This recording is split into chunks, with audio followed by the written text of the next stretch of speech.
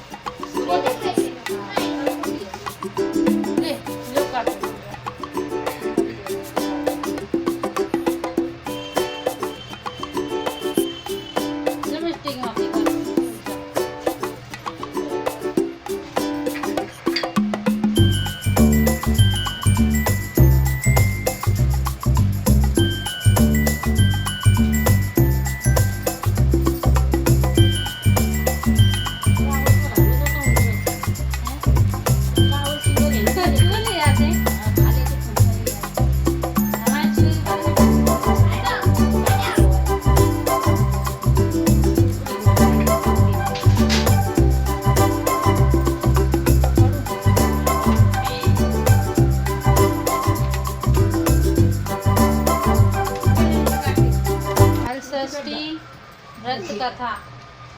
राजा युधिष्ठिर ने श्री कृष्ण भगवान से कहा, हे भगवान, हे देवकी नंदन, आपने तीनों लोगों के हित के लिए पृथ्वी पर जन्म लिया है, अतएव मुझ पर कृपा कीजिए। अपने पुत्र अभिमन्यु के मर जाने पर सुभद्रा भी बड़ी दुखी हुई है, शोक से पीड़ित होकर वे जी नहीं सकती। हे देव, इसी प्रकार स्त्रियों में श्रेष्ठ द्रौपदी भी अपने 5 पुत्रों के नाश होने पर दिन रात प्रतिदिन दुखी हो रही है। हे यदुकुल, क्या कर रहा है कार्तिक? उनको दे दो, उन फूल दे दो थोड़े थोड़े से।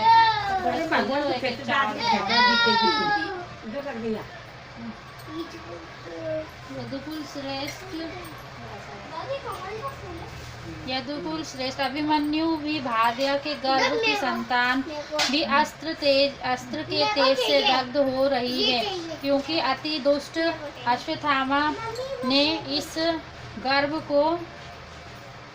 गर्भ को बिल्कुल निस्तेज कर दिया। इस प्रकार संसार की संतति के शोक से उत्थान हुआ, ऐसा घोर महादुख हो रहा है।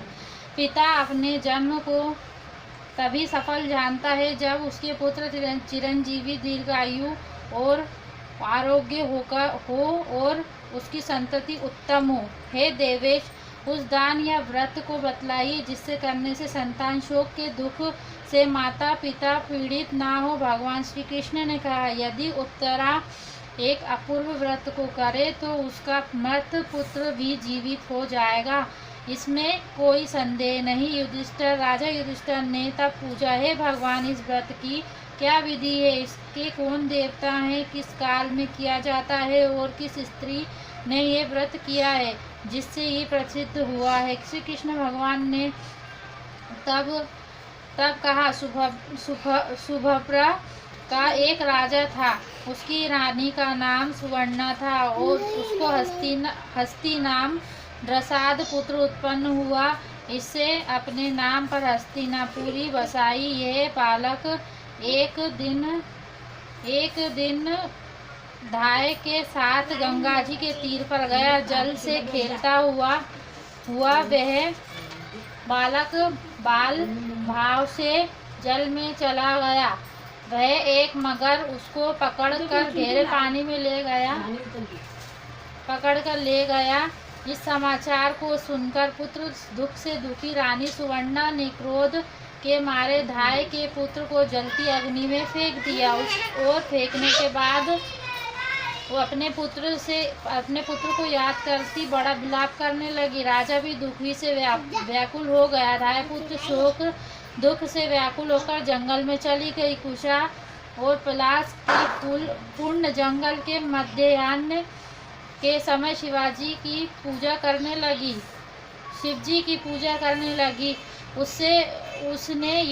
उसने वहां प्राणियों से वर्जित सुनसान मंदिर में महादेव जी, कार्तिक के भगवान, पार्वती तथा गणेश जी की पूजा की। धाय प्रतिदिन इन देवताओं का ध्यान पूजन करती थी तथा तृण धान्य और महवे का भोजन करती थी। उसके इस प्रकार करते हुए युधिष्ठिर भादो के महीने में कृष्ण पक्ष की षष्ठी को नगर के अद्भुत दर्शन हुआ। इस धाय का अति सुंदर पुत्र भीड़ में से जीता निकल आया। इस घटना को देखकर राजा रानी तथा अन्य बड़े आश्चर्यचकित हुए। धाय पुत्र को जीवित देखकर चिंता से व्याकुल होकर लोगों ने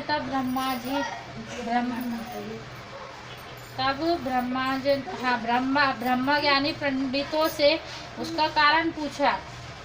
इसी समय शिवाजी के अंश रूपी दुर्वास नाम के महर्षि उनकी आज्ञा के राजा के हितोपदेश करने के लिए वहां आए। शिव स्वरूप दुर्वासा ऋषि का शरीर कल्याण का मनोरथ जान राजा ने आए हुए ऋषि का अर्धर्य इत्यादि से पूजन किया और उनको बारंबार नमस्कार करके अपनी सेविका अर्थात दाई के पुत्र का भीड़ में से जीवित निकलने का विषय में पूछा। दुर्वासा ऋषि ने कहा, हे राजन, जो आपके भय से जंगल में चली गई है वहाँ पर उसने महादेव जी और पार्वती जी कार्तिकेय उसी का ऐसा फल है। हे राजा, आप दोनों को भी वहीं पर आज चले जाना चाहिए। वहाँ जाकर हे महिपाल, आप इस व्रत के महाफल को ग्रहण कीजिए। महाराज उन दोनों राजा रानी को इस प्रकार भली भांति संतुष्ट होकर पहले ऋषि को जंगल भेजा और उनसे सब वार्ता सुनकर राजा और रानी भी उस घने जंगल में स्वयं गए। दुर्वासा इत्यादि ब्राह्मणों के साथ आनंदपूर्वक वहां जाकर उन्होंने पलाश के वृक्ष के नीचे कुशा पर दाय का पूजा करते हुए देखा। यह परम श्रद्धा पूर्वक चारों देव मूर्ति की पूजा कर रही थी। राजा ने राय को आश्वासन करके उसके पुत्र से मिला दिया। तब आनंद युक्त होकर राजा को व्रत के विषय में सब कुछ निवेदन किया। राय कहने लगी, हे राजन, मैं आपके भय से जब यहाँ आई हूँ वायु भोजन करती हुई शिवजी तथा पुत्रों सहित पार्वती का पूजन कर रही हूँ। आधी रात के स्वप्न में आनंद दाता शिवजी का पार्वती के दोनों पुत्रों सहित बेलपत्र चढ़े हुए कुश और पलाश के वृक्षों के नीचे उन्होंने कहा, तेरा पुत्र जीवित हो, तूने हम दोनों का व्रत किया, अतएव तेरा पुत्र अवश्य जीवेगा। और रानी भी विधि पूर्वक इस उत्तम व्रत को करे इससे उसका पुत्र जीवेगा तथा और वह अनेक पुत्रवती होगी। इस व्रत की विधि दुर्वासा ऋषि बतलाएंगे। दुर्वासा ऋषि ने कहा, हे राजन, भाद्रपद के महीने की कृष्ण षष्ठी आने पर उस दिन नियम पूर्वक प्रातःकाल स्नान करके मनुष्य व्रत को करे। क्रोध और लोभ त्याग कर इस व्रत के नियम का पालन करते हुए जब तक संपूर्ण करने के निमित्त जीवों की पद्धति अर्थात उसके मार्ग को ना लाए और मध्यांतर के समय मित्रों के साथ पुत्र युक्त होने के मन में अभिलाषा करते हुए पलाश के कुश के नीचे शिवजी, पार्वती जी, गणेश जी, स्वामी कार्तिक तथा इन चारों देवताओं की मूर्ति बनाकर नीचे लिखे मंत्रों से पूजन करें और भक्ति भाव से इनका सब देवताओं का नाना प्रकार से धूप तथा उसके बाद उत्तम पुष्पों से पूजन करें। शिवजी की प्रार्थना मंत्र का भावार्थ सौम्य रूप धारण करने वाले, 5 मुख वाले, त्रिशूल धारण करने वाले तथा मादी, मृगी, महाकाल इत्यादि गुणों से युक्त शंभु शिवजी को नमस्कार। पार्वती की प्रार्थना के मंत्र का अर्थ शिवा हर कांता प्रकृति श्रेष्ठ हेतु सुख और सौभाग्यदायिनी गौरी और धात्री को नमस्कार। स्वामी कार्तिक की प्रार्थना के मंत्र का अर्थ मोर पर सवारी करने वाले देवता कोच पुत्री को विदीर्ण करने वाले कुमार विशाख को स्कंद को नमस्कार। गणेश जी की प्रार्थना के मंत्र का अर्थ मूसे की सवारी करने वाले देवता को लंबे उदर वाले, सुंदर सूंड वाले, एक दंत वाले तथा विघ्न को नाश करने वाले देवता को नमस्कार। दीपक, चंदन, धूप तथा नाना प्रकार के नैवेद्य से पूजन करके गाजे बाजे से ब्राह्मणों के साथ घर आवे तथा उस दिन मुहावे के फूलों के साथ समा के चावल भोजन करे और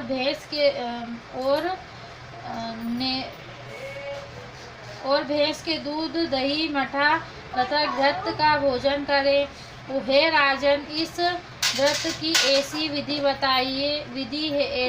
है जो मनुष्य ऐसे करता है वह पुत्र से युक्त शीघ्र ही सुख को प्राप्त करता है। दुर्वासा ऋषि ने वचन सुनकर राजा ने इस व्रत को किया। तब मगर के बिल में से शीघ्र ही निकलकर राजकुमार ने माता पिता का दुर्वासा ऋषि के चरणों पर गिरकर प्रणाम किया और बोलने लगा, इस व्रत के फल से राजा के ये दीर्घायु, बड़े पराक्रमी, बलवान तथा सर्वगुण संपन्न अनेक पुत्र उत्पन्न हुए। उससे उनके राज्य में अर्थात अतिवृष्टि तथा और दुर्भिक्ष की शांति हुई और राजा के अनेक वर्ष तक सुख पूर्वक राज्य किया। श्री कृष्ण भगवान ने कहा, ये व्रत करने वाली उत्तरा इसी व्रत को करे। केशव भगवान के वचन को सुनकर राजा युधिष्ठिर कृतार्थ हो गए। अश्वत्थामा से हतगद्ध उत्तरा का गर्भ शीघ्र ही जीवित हो गया। इस व्रत के प्रभाव से संतति स्थिर हो गई। व्रत के करने के बाद शास्त्रोक्त रीति से विधि पूर्वक उद्यापन करे। स्वर्ण बेल भेज गाय तथा ब्राह्मण को दे तथा सोने और चांदी की सुंदर मूर्ति बनाकर वेद वेदांग में प्रवीण ब्राह्मणों के सहित इसका पूजन करे। विधि जानने में श्रेष्ठ राजा युधिष्ठिर ने इस व्रत को उत्तरा से कराया, जिससे अश्वत्थामा द्वारा नष्ट हुआ उसका गर्भ रक्षित हुआ। इस व्रत के प्रभाव से उत्पन्न के उदर का गर्भ उसी क्षण जीवित गतिमान तथा प्रसव हुआ। हे राजन, यही संसार के जन्मेजय को उत्पन्न करने वाला परीक्षित नाम का राजा उत्पन्न हुआ। हे राजन, जो कोई इस पूर्ण व्रत को इस प्रकार से करता है, वे संपूर्ण पापों को त्याग कर सूर्य की महिमा को प्राप्त करता है। श्री कृष्ण तथा युधिष्ठिर के संवाद के कुश पलाश के नाम की हलषष्ठी व्रत की कथा समाप्त हुई।